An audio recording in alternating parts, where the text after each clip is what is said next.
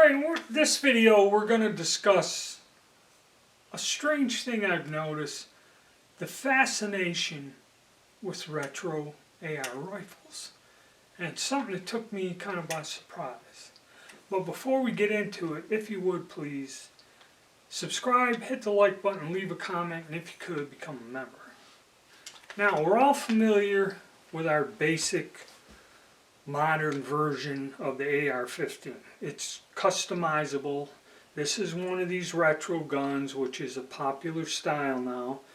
You have a, stock that you have M-lock, key lock, whatever. Usually they come up here, you got a pick rail so you can mount some kind of sight and a collapsible stock of some sort. And you can customize these guns and get them in any way, shape, or form. And generally for about 400 units to 500 units. Okay, right now the price has kind of gone up. But this is just your basic AR. You can customize it any way you want.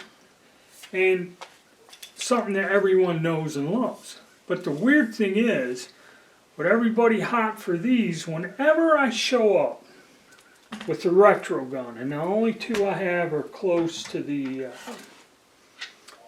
this A1.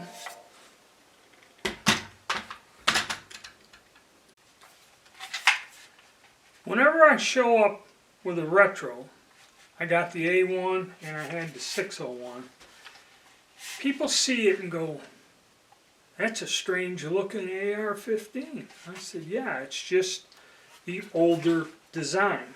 Okay, and the reason I like the A1, it's got shorter length of pull, simple sights, carry handle.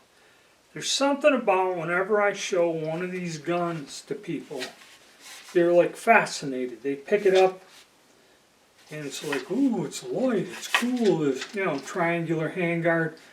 I'm old enough to remember when, you got stuff like this, the Colt SP1, it didn't have a forward assist, and I kind of didn't like that and all this other crap. But I remember these rifles, okay? And something that was considered obsolete and was being modified by the Army and changed over. And of course, over time, the 20-inch barrel got shortened down to 14 or whatever on some of the standard guns. You're thinking, why would anybody get all excited over this, relic? You can't easily attach anything to this. It doesn't have, accessories or whatever. It's just a plain, basic gun like it was designed. A military tool. Simple. And that's it. No frills, nothing. You learn how to shoot it and understand how it works, where it shoots, and so on.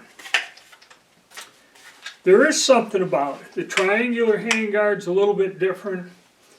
The weight and balance of it with that thin pencil barrel, it just does. And the short length of pull, even for me, is fine. It just feels different than a lot of the stuff. People are amazed.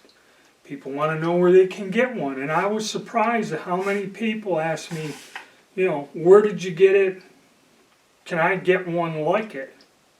Okay, there's several people that said that. Not everyone, but I was surprised and amazed at how many people did say that this is something that caught their eye.